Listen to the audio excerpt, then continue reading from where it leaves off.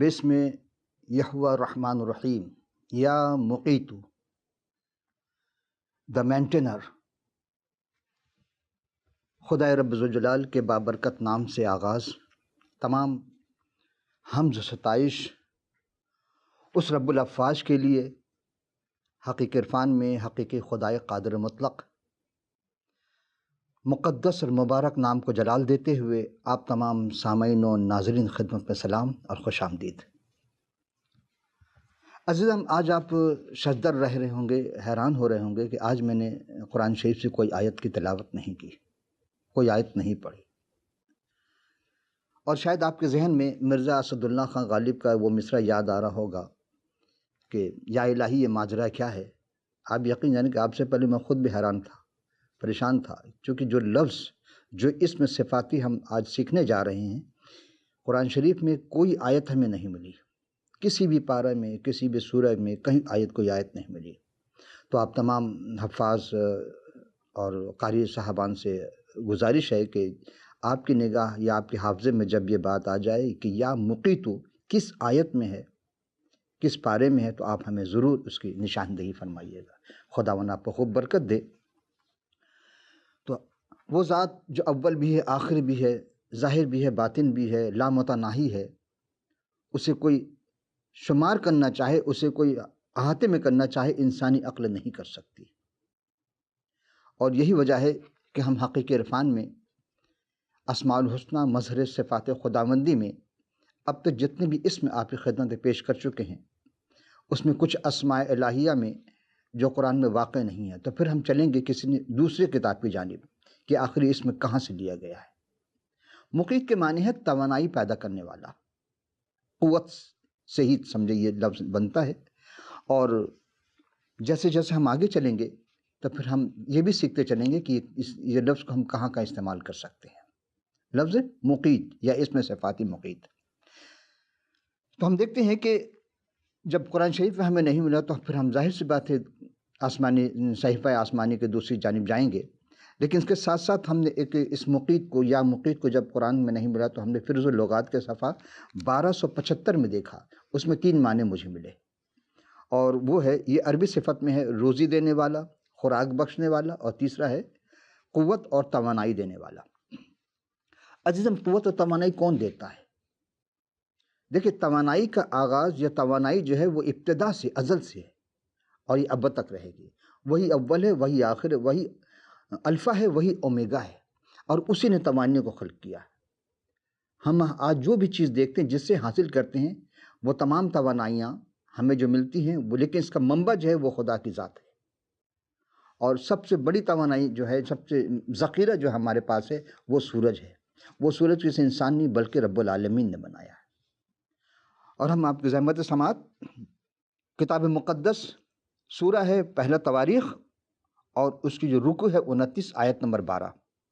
جناب داؤد علیہ السلام حمد کرتے ہوئے پروردگار عالم کی تعریف کے دوران یہ فرماتے ہیں، اور دولت اور عزت تیری طرف سے آتی ہے، اور تو سبوں پر حکومت کرتا ہے، اور تیرے ہاتھوں میں قدرت اور توانائی ہیں، اور سرفراز کرنا اور سبوں کو روز زور بخشنا تیرے ہاتھ میں ہے۔ یعنی سبوں کو زور بخشنا وہ بھی پروردگار کے عالم کے ہاتھوں میں ہے۔ عزیزم، ہم جب غور کرتے ہیں تو ہم اپنے اس دنیا میں جیسے جیسے انسان ترقی کے مراحل طے کر رہا ہے، مختلف توانائیاں اس کے سامنے آ رہی ہیں۔ سورج کی توانائی جس کو سولر سسٹم کہتے ہیں، ونڈز انرجی یعنی ہوا کے ذریعے ہم توانائی حاصل کرتے ہیں۔ پہلے زمانے میں بادبانی کشتی ہوا کے زور پر چلائی جاتی تھی، اس کو رخ کر دیتے تھے اور ہوا اس بادبان کے جو بادبان باندھتے ہوا کے ذریعے وہ کشتیاں وہ جہاز چل رہے ہوتے تھے۔ پھر ہم دیکھتے ہیں کہ جیو تھرمل ہم انرجی استعمال کرتے ہیں، زمینی توانائی ہے، زمین کے اندر جو حرارت پیدا ہوتی ہے اس سے ہم توانائی حاصل کرتے ہیں۔ اس کو عربی زبان میں الطاقت الحرارت الارضیہ کہتے ہیں۔ اور پھر ہم دیکھتے ہیں ہائیڈروجن توانائی، اس کو ہائیڈروجن توانائی بھی کہا جاتا ہے۔ فینڈل انرجی کے متعلق یعنی مد جزر سے جہاں ہم اس جز سے توانائی حاصل کرتے ہیں اس کے بارے میں ہے۔ ویو یعنی کہ موج کے ذریعے ہم توانائی حاصل کرتے ہیں۔ پھر ہم دیکھتے ہیں کہ ہائیڈرولک توانائی بھی ایک حاصل کی جاتی ہے، جس کو ہر کے کھر کی توانائی کہا جاتا ہے۔ بایو ماس انرجی یہ ہے القطعۃ الحیاتیہ، یعنی حیات کے ذریعہ ہم ایک توانائی حاصل کرتے ہیں، اور پھر نیوکلیر توانائی، اور اس کے بعد فوسل فیول اس کو کہا جاتا ہے جیسے ہم قدرتی گیس سے لیتے ہیں، آئل کے ذریعے لیتے ہیں، یہ ساری چیزیں ہم زمین سے حاصل کرتے ہیں اور پھر ہم اس توانائی کو لے کر چلتے ہیں۔ لیکن سب سے ابھی دور جدید میں جب ہم چل رہے ہیں، یہ سولر سسٹم جو ہمارے پاس ہے، یہ ہم شمسی توانائی سے ہر چیز کو حاصل کیے جا رہے ہیں، اور یہ سب سے بہترین کامیاب توانائی مانی جا رہی ہے، لیکن ابھی ہم اس میں کامیاب نہیں ہو پائے اس حد تک جیسا ہمیں مستقبل میں چاہیے، چونکہ بہت سے ذخائر ختم ہو رہے ہیں۔ پھر آپ دیکھیں گے زمین سے ہم کوئلہ حاصل کرتے ہیں، اس سے بھی ہم توانائی حاصل کرتے ہیں، مٹی کا تیل، یعنی وہ ساری چیزیں اس میں آ جاتی ہیں۔ اب ہم اس جانب آپ کی توجہ لے کے چلنا چاہتے ہیں کہ ہم دیکھتے ہیں کہ عزیزان محترم کہ توانائی ہمیشہ سے وجود میں ہے اور ہمیشہ رہے گی، اس کی حیت، اس کی شکل تبدیل ہوتی جا رہی ہے۔ جیسے ایٹم ہے، ایٹم کو ہم فنا نہیں کر سکتے، ختم نہیں کر سکتے، لیکن جب اس کو ہم انرجی توانائی جو کہا جاتا ہے، ہم جب اس کو دوسرے سمت میں لے جاتے ہیں، توڑتے ہیں اس کے ایٹم کو، تو وہ دوسری توانائی حاصل ہوتی ہے، دوسرا ایک شکل اختیار کر جاتا ہے، فنا نہیں ہوتا ہے۔ یہ کیوں؟ اس لیے کہ پروردگار عالم کے قانون ہے، اور ہم جو جسم میں جو چیز حاصل کرتے ہیں خوراک کے ذریعہ، وہ ہمیں توانائی ملتی ہے۔ اب غور کریں کہ خدائے ذوالجلال نے چوپایوں کے لیے کثرت سے گھاس اگائے، انسان کو کاشتکاری کے لیے گندم اور دوسری اناج مہیا کرتا ہے تاکہ وہ اپنے اور اپنے جانوروں کے لیے خوراک حاصل کرے۔ خوراک سے ہم توانائی حاصل کرتے ہیں۔ رفتہ رفتہ ہم دیکھتے ہیں کہ زمین سے معجزانہ طور پر خوراک حاصل کرتے ہیں۔ کیمیائی عمل سے انگور سے رس یا میوہ سے تیار کی جاتی ہے، جب انسان پیتا ہے تو اس کے دل کو خوشی اور فرحت بخشتی ہوتی ہے۔ آپ دیکھیں گے بعض مریض ایسے ہوتے ہیں، یا بچے یا ضعیف العمر اشخاص، جو کہ جن کو توانائی چاہیے لیکن وہ ٹھوس غذا نہیں کھا سکتے، تو ہم اس کو مائع کی شکل میں اس کو جوس نکال کر، عرق نکال کر ان کو پلاتے ہیں تاکہ ان کو توانائی حاصل ہو۔ اور توانائی پانی سے بہت زیادہ حاصل ہوتی ہے۔ جب انسان جیسے پانی ضائع ہو جاتا ہے، یرقان میں دیکھیں خون نہیں بنتا ہے، تو اس کو انار دیتے ہیں تاکہ اس کو توانائی ملے۔ یعنی اصل چیز ہے کہ انسان کو زندہ رہنے کے لیے رب العالمین نے توانائی عطا کی، اور ساری چیزیں اس خدائے قادر مطلق کے وسیلے سے ہمیں ملتی ہیں۔ زیتون سے ہم تیل حاصل کرتے ہیں، لیکن ہم دیکھتے ہیں کہ اور بھی بیج ہیں، جیسے کہ سورج مکھی ہے جس کو سن فلاور کہا جاتا ہے، ہم اس سے بھی تیل حاصل کر رہے ہیں۔ یعنی روغنیات کو حاصل کرنے کے لیے، توانائی جس میں پہنچانے کے لیے ہمیں دور جدید کے مطابق مختلف چیزیں استعمال کر رہے ہیں۔ لیکن عزیزو، یہ سارے صحت بخش اور لذیذ تو ہیں۔ اناج سے روٹی بنتی ہیں جو انسان محنت مشقت سے حاصل کرتا ہے تاکہ اس کو تقویت ملے اور وہ توانائی سے مزید آگے جائے۔ عزیز، ہم ایک اور چیز جناب یسائی نبی کے صحیفے کی ایک بات آپ کی خدمت پیش کر رہے ہیں۔ یہ 45ویں باب کی 24ویں آیت ہے، میرے حق میں ہر ایک کہے گا یقیناً خداوند ہی راست بازی اور توانائی ہے۔ یعنی خدا ہی کی جانب سے راست بازی کی جاتی ہے۔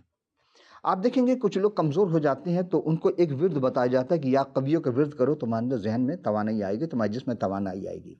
بے شک، لیکن کھانے سے اور ان تمام چیز سے ہم جو حاصل کرتے ہیں وہ ہے توانائی جو خدا کی طرف سے ہے۔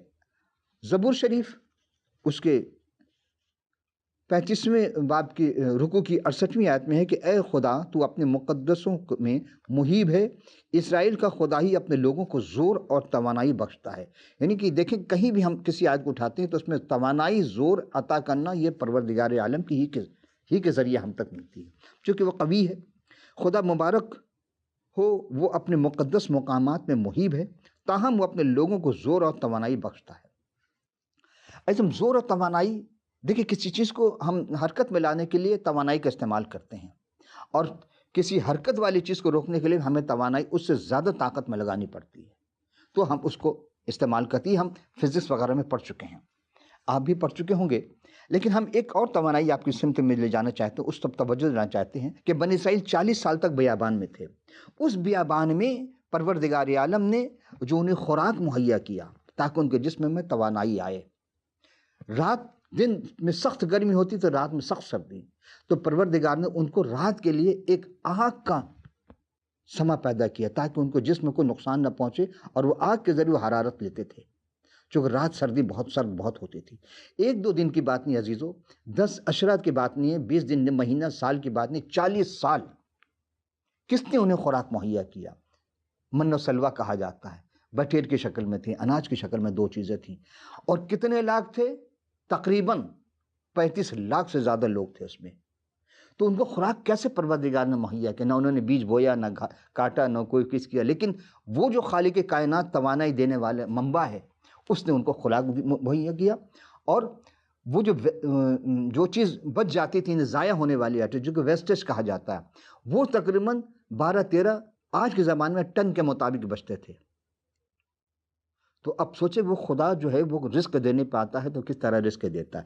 لیکن ہمارا رونا یہ ہے کہ ہمیں رزق مل نہیں رہا. اس کا مطلب درمیان میں کچھ ایسے لوگ ہیں، کچھ ایسے عناصر ہیں جو پروردگار کے حکم کی تابعداری نہیں کر کے کسی اور کی تابعداری کر کے انسان کو مفلوق الحال بنا کر، کمزور بنا کر کے، اور ان کے رزق کو اپنے قبضے میں کر لیتے ہیں، گوڈاؤن کے گوڈاؤن بھر دیتے ہیں، اور آخر وہ بھی ضائع ہو جاتے، اس میں بھی کیڑے لگ جاتے ہیں. توانائی سے متعلق میں ایک اور واقعہ آپ کے سامنے پیش کرتا جاؤں. جناب یوسف بن یعقوب علیہ السلام کا واقعہ. بادشاہ نے خواب دیکھا، 7 بھینسوں کا ہے. یہ ہم پہلے کسی اور پروگرام میں عرض کر چکے ہیں. تو کیا کہا کہ سب نے اس کے جواب نہیں دیا، لیکن جناب یوسف علیہ السلام جو قید میں تھے اس وقت ڈال دیے گئے تھے، انہوں نے اس کا جواب دیا کہ 7 سال فصل اگے گی اور 7 سال قحط سالی رہے گی. تو آپ سوچیں کہ 7 سال تک جناب یوسف علیہ السلام نے کون سی انرجی تھی جس کے ذریعے انہوں نے اس اناج کو کولڈ اسٹوریج میں رکھا. یہ کولڈ اسٹوریج بھی اگر کہیں گے تو انہیں کی ایجاد کرتا ہے. اس کو رکھا اور تمام لوگوں کو وہ خوراک مہیا کیا تاکہ وہ زندہ رہیں، انرجی ملے، ان کو طاقت ملے. آج ہم دیکھتے ہیں کہ حکومتیں کیا کرتی ہیں، گوڈاؤن ہیں، لیکن لوگ مفلوق الحال بھوکے مر رہے ہیں، بچے بھوکے مر رہے ہیں. کس کا قصور ہے؟ کیا خدا کا قصور آپ کہیں گے؟ نہیں. بارش ہو رہی ہے، سیلاب آ جاتا ہے بارش سے، لیکن آپ ڈیم نہیں بناتے، کس کا قصور؟ یہ بھی خدا کا قصور ہے، یہ حکومت کا قصور ہے. وہ حکومت جو ابلیس کے پیروکار ہو چکے، پوری دنیا کی میں بات کر رہا ہوں، جنرل بات ہے، یہ عام بات ہے کہ جو حکومتیں اپنے عوام کو خوراک مہیا نہیں کر سکتی، پانی مہیا نہیں کرتی، یہ تو خدا کی عطا کرتا ہے. تو آپ کون کیوں روکتے ہیں؟ آپ نے کیوں نہیں بنایا؟ یہ آپ کا قصور. پروردگار آپ سے حساب لے گا کہ آپ کو ہم نے طاقت دی، توانائی دی، سب کچھ دیا، آپ کو حکومت عنان ملا کے بیٹھا دیا کہ میرے لوگوں کی خدمت کرو. یہ خدمت آپ کر رہے ہیں، خدا تو پوچھے گا آپ سے. آپ بچ کے نہیں جا سکتے. دنیا میں تو عدالت کو آپ خرید سکتے ہیں، دنیا میں آپ اپنے مرضی کے منصب بیٹھا سکتے ہیں، لیکن اس وحدہ لا شریک کی عدالت میں آپ کے پاس کوئی جواب نہیں ہوگی. وہاں کی تیاری کا اب بھی موقع ہے. خدا کے حضور معافی مانگے اور جس کا جو حق اس کو حق دے دیں. عزیزو، توانائی کی بات ہو رہی ہے. ہم دیکھتے ہیں کہ یسائی نبی کے صحیفے کے 35ویں جو رکوع ہے اس کے 3، 5 اور 6 آیت ہم خدمت پہ پیش کرتے ہیں. کمزور ہاتھوں کو زور اور ناتواں گھٹنوں کو توانائی دو. کون دے گا؟ یہ ضعیف العمر لوگوں کی طرف اشارہ ہے، وہ معصوم بچوں کی طرف اشارہ ہے. یہاں تو دودھ میں ملاوٹ کر کے لوگوں کو غذا کو ناقص بنا دیا جاتا ہے. اس وقت 5ویں آیت میں ہے کہ اس وقت اندھوں کی آنکھیں وا کی جائیں گی اور بہروں کے کان کھولے جائیں گے. اب دیکھیں کہ آپریشن کے ذریعے آنکھیں ٹرانسفر کی جاتی ہیں، آنکھیں بینائی پیدا کی جا رہی ہے، لینس لگائے جا رہے ہیں. لیکن 6 آیت میں تب لنگڑے ہرن کے مانند چوکڑیاں بھریں گے اور گونگے کی زبان گائے گی، یعنی خدا کی حمد کرے گی. اور یہ کس نے کیا؟ یہ تو 700 سال پہلے کی آیت ہے جناب، قبل مسیح، یہ 700 سال پہلے. تو 700 سال کے بعد اس کو پریکٹیکلی طور پر جناب مسیح نے پیش کیا. یہ آپ پہلے بھی سن چکے کہ ہاں گونگے بولنے لگے، اندھے دیکھنے لگے، صرف ہاتھ لگایا، انہوں نے مسح کیا اور اس کے ایمان کے مطابق سے روشنی آ گئی، وہ توانائی مل گئی. آنکھوں کو توانائی کس نے دی؟ بظاہر تو پروردگار عالم، لیکن آپ دیکھیں گے جناب مسیح نے چھوا، اسے مس کیا اور اس کی آنکھوں میں بینائی آ گئی. تو وہ قدرت، وہ جو کل کائنات کے اختیار کے پاس ہو، وہی کر سکتا ہے، دوسرے میں نہیں. عزیزان محترم، اس سے قبل کہ ہم جناب یسائی علیہ السلام کے صحیفے سے کچھ باتیں آپ کی خدمت میں تشریح کرتے، لیکن ایک اور بات ہم خصوصی آپ کی خدمت میں پیش کرنا چاہتے چلیں گے کہ آپ کے اذہان یعنی آپ کے ذہن کو محفوظ کرتے جائیے کہ کتاب مقدس میں سب سے بڑی جو سورہ ہے وہ ہے، یہ خوبی ہے سورہ کی، یسائی نبی کے صحیفے کی یہ جو سورہ ہے، اس کی خوبی یہ ہے کہ جتنی بھی کتابیں ہیں ہمارے پاس یعنی کتاب مقدس میں، وہ سب کسی نہ کسی نبی کے نام سے منسوب ہیں. کسی جانور کے نام سے نہیں ہے، کسی پرندے کے نام سے نہیں، نبیوں کے نام سے، ان انبیاء کرام کے نام سے جو رب العالمین کے بارگاہ میں مقبول تھے، برگزیدہ تھے، اور روح القدس کی وجہ سے خدا نے ان سے وہ لکھوایا، اسی لیے وہ ان کے نام سے منسوب ہے. اب ہم اس میں دیکھیں اس نبی کے زمانے میں کیا ہوا، وہ حالات و واقعات پر مبنی وہ باتیں جو ہوتی تھیں وہ لکھتے تھے، اور سب خدمت میں شکر گزاری کرتے تھے۔ تمام انبیاء خدمت میں شکر گزاری کرتے ہیں۔ اور آج نئے زمانے والے بھائی بہنیں جو ہیں، جو بزرگ ہیں، ہم ان سے یہ کہ مختصر سی بات کر کے ہم آگے چلیں گے کہ توانائی جب حاصل کرتے ہیں تو ہم خدا کے فضل سے کرتے ہیں، خدا کے فضل سے توانائی ملتی ہے، یہ اس کی ودیت کرتا ہے، کوئی شمار کرنا چاہے نہیں کر سکتا، توانائی نظر نہیں آتی ہے۔ آپ دیکھتے ہیں کہ ہم الیکٹریسٹی ہم استعمال کرتے ہیں، جو تاروں سے جو چیزیں آتی ہیں وہ، تو ہم کیا دیکھ سکتے ہیں اس توانائی کو؟ نہیں دیکھ سکتے۔ وہ الیکٹرک کو ہم نہیں دیکھتے، لیکن ہم ایک میٹر ہے، اس میٹر پہ اس گراف کو دیکھ سکتے ہیں کتنے پک پہ جاتی ہے، کتنے پک پہ نیچے آتی ہے، اور اس کے ساتھ ہم پھر اندازہ لگاتے ہیں ہاں یہ کون سے توانائی ہے، اے سی ہے یا ڈی سی ہے، ڈائریکٹ کرنٹ ہے یا وہ الٹرنیٹیو کرنٹ ہے۔ عزیزم، حرکت میں لانے کے لیے خدا نے انسان کو عقل و شعور عطا کیا تاکہ وہ اپنی روح کو بھی حرکت میں لائے۔ انبیاء اکبر کا تذکرہ ضرور ہوتا ہے، تو انبیاء اکبر میں حضرت یسایہ علیہ السلام کا شمار انبیاء اکبر میں سر فہرست ہے۔ کیونکہ اب سوال یہ پیدا کہ آخر انہیں انبیاء اکبر کیوں کہا جاتا ہے؟ تو کچھ اور بھی ہوں گے، جی ہاں، انبیاء اصغر بھی ہیں۔ دیکھیں ان کے درجے چھوٹے ہوتے تھے؟ نہیں، ان کا زمانہ جو ہوتا تھا، جن کا زمانہ زیادہ طویل ہے وہ انبیاء اکبر ہیں، اور جن کا زمانہ مختصر ہے ان کو انبیاء اصغر کہا جاتا ہے۔ اتنی سی بات ہے۔ تو نبوت کا زمانہ دورانیہ جو ہے وہ طویل اور مختصر ہونے کی وجہ سے ان کو کہا جاتا ہے۔ تو جن کا طویل تھا وہ جب انبیاء اکبر، اور جن کا چھوٹا مختصر تھا ان کو انبیاء اصغر کہا جاتا ہے۔ تو جناب یسایہ کا نام کیا تھا؟ اس کا مطلب کیا ہے؟ نام تو تھا یسایہ، یہ سین اور عین، یہ الف ہا، یسایہ۔ یسایہ کے مطلب ہے کہ یہوہ نجات ہے، یعنی نجات کوئی حاصل کرنا چاہتا ہے تو وہ یہوہ سے حاصل کرے گا، یعنی یہوہ کے سوا کوئی نجات نہیں دے سکتا، یہی ان کا پورا نام کا مطلب ہے۔ اور یسایہ کو، جناب یسایہ علیہ السلام کو انبیاء کا شہزادہ بھی کہا جاتا ہے۔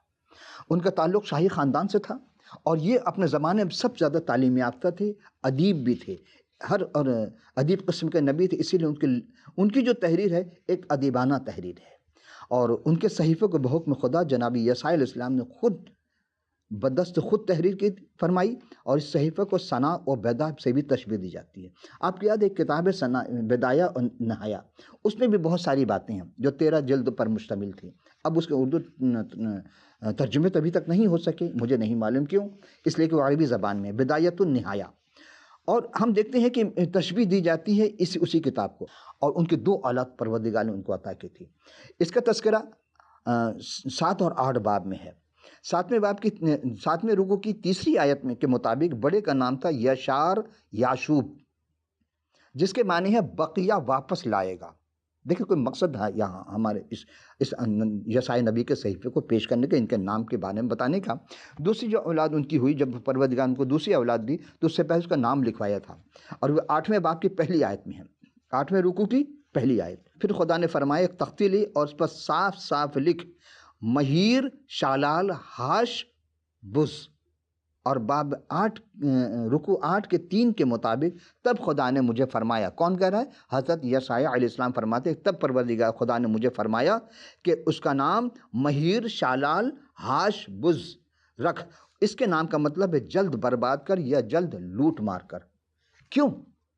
جب لوگ خدا کی تعریف کرنے چھوڑ دیں گے، رب العالمین کو چھوڑ کر بت پرستی اور تمام گناہ میں ملوث ہو جائیں گے، تو خدا پھر ایسے لوگوں کو لے کر آتا ہے جو اس علاقے کو تباہ و برباد کر دیتا ہے۔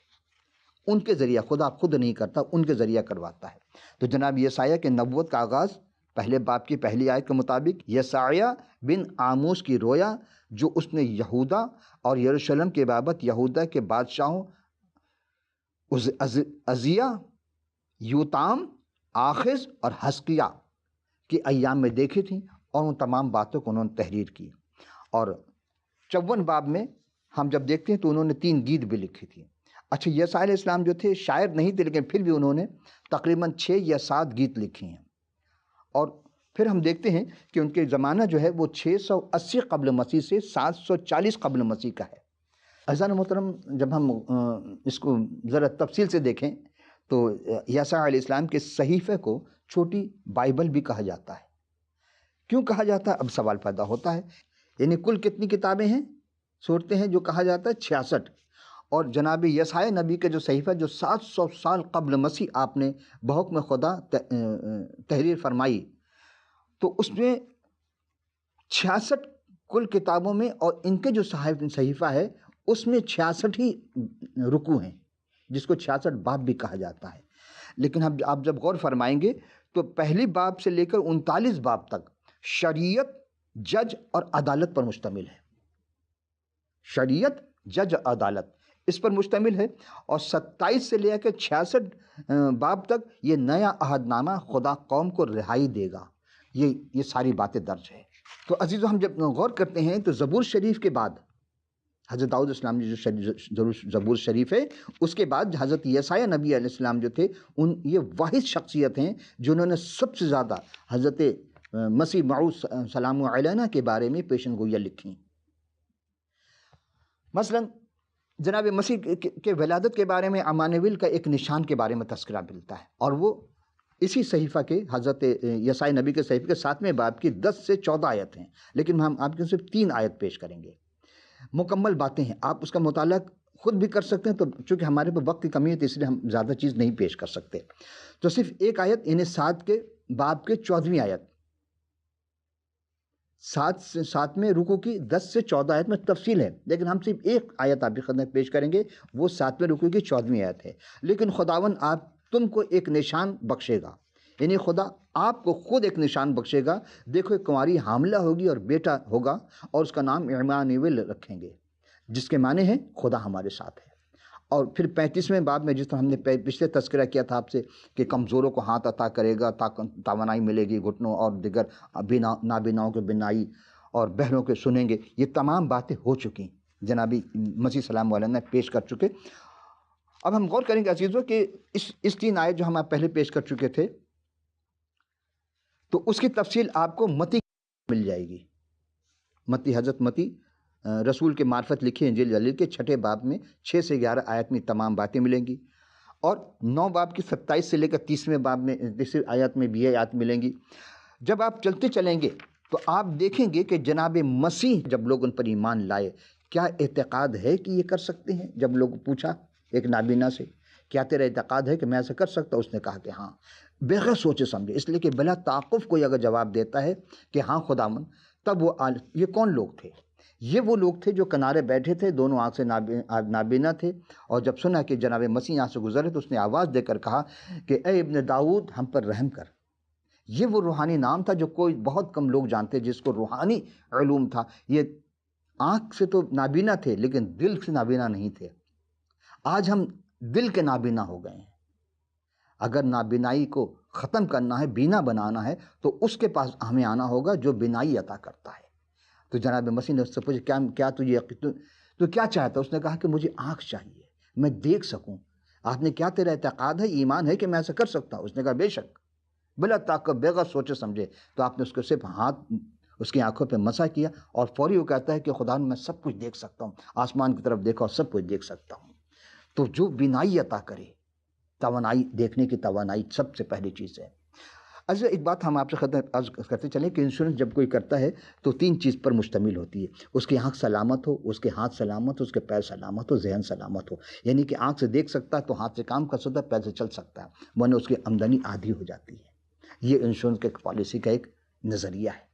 اب تو اسپیشل پرسن کے بھی کر لیتے ہیں، لیکن ہم یہ آپ کر کے وہ طبیب اعظم، اس سے بڑا کوئی طبیب نہیں جس نے آنکھوں کو چھو کر توانائی عطا کر دی۔ بس ایک جملہ کہنے جا رہے ہیں کہ آپ کی توجہ کہ کائنات کے نور نے، اس نور مجسم نے جب اس دنیا میں جلوہ فروز ہوئے تو بے نور آنکھوں کو چھو کر نور بخشی، اور فوراً ان کی آنکھیں درست ہو گئیں، وہ دیکھنے کے قابل ہو گئے۔ لیکن عزیزو، ہم جب غور کرتے ہیں، عجب دستور زمانہ ہے کہ خدا انسان سے پوچھتا ہے اور انسان خدا سے سوال کر رہا ہے۔ میں دیکھتا ہوں جھگڑ رہا ہے، لوگ شکوہ شکایت کرتے ہیں، خدا چیلنج کر رہا ہے کہ انسان سے، کہ انسان کہتا ہے کہ دیکھنے سے ایمان کی طاقت، توانائی پیدا ہوتی ہے، اور خدا کہہ رہا ہے کہ ایمان لانے سے دیکھنے کی طاقت پیدا ہوتی ہے۔ کتنا فرق ہے! انسان کہہ رہا ہے کہ دیکھنے سے اس کو ایمان ملتی ہے، ایمان کی توانائی آتی ہے، اور پروردگارم کا یہ کہنا ہے کہ جب ایمان لاؤ گے تو تم دیکھنے کی طاقت تمہیں ملے گی۔ ہے مختلف، دونوں کا چلنا تین جگہ.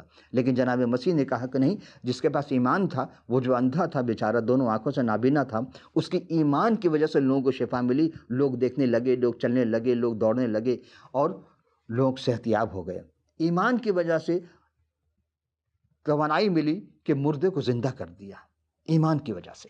عزیزو، اب چونکہ وقت بہت مختصر رہ گیا ہمارے پاس، ہم دیکھتے ہیں ہمارے جسم میں 3 قسم کی طاقتیں کام کرتی ہیں. ایک جسمانی طاقت، ایک نفسانی طاقت، ایک روحانی طاقت. جسمانی اور نفسانی طاقت سے ہم نجات حاصل نہیں کر سکتے، تو پھر کس طاقت سے حاصل کریں گے؟ روحانی طاقت سے. تو روحانی طاقت والا کون ہے؟ کون ایسا شخص ہے جو ہمیں روحانی طاقت عطا کرے؟ اس لیے کہ ہم دیکھتے ہیں کہ روحانی اور جسمانی طاقت میں جنگ جاری ہے. بس عزیزو، بہت توجہ چاہوں گا آپ سے. یہاں ایک جملہ کہ ہم جب غور کرتے ہیں کہ روحانی طاقت کہاں سے ملے گی. آج دنیا ترقی کر رہی ہے اور ہمارے نوجوان ترقی کے مراحل کو طے کر رہے ہیں. ہم دیکھتے ہیں کہ وہ آخرت پر ان کا ایمان کہتے ہیں زبانی، لیکن عملی زندگی میں نہیں ہے. کیوں ہے؟ کیوں ایسا؟ اس لیے کہ ان کو روحانی توانائی نہیں مل رہی ہے. روحانی توانائی نہیں مل رہی ہے. جب تک روح القدس کا ان پر، روح القدس سے محبت نہیں ہوگی، جب تک وہ روح اللہ سے، ہم یوں کہہ رہے ہیں، قرآن نے بڑا بہترین جملہ دیا، بہت بہترین لفظ استعمال کیا، روح اللہ.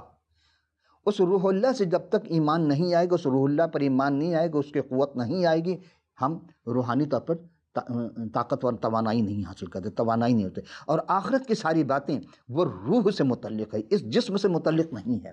تو روحانی طور پر جتنی ایمان میں ہم معمولی حاصل کرتے جائیں گے، روحانی معمولی ہوگی، تو ہمیں روح اللہ ہی سے حاصل کرنا ہوگا. دوسرے لوگ جو جناب مسیح سے محبت کرتے تھے وہ شفا پاتے رہے، وہ شفا اللہ سے برکات پاتے رہے. فصیح فریسی روحانی طور پر مردہ اور اندھے ہو گئے تھے.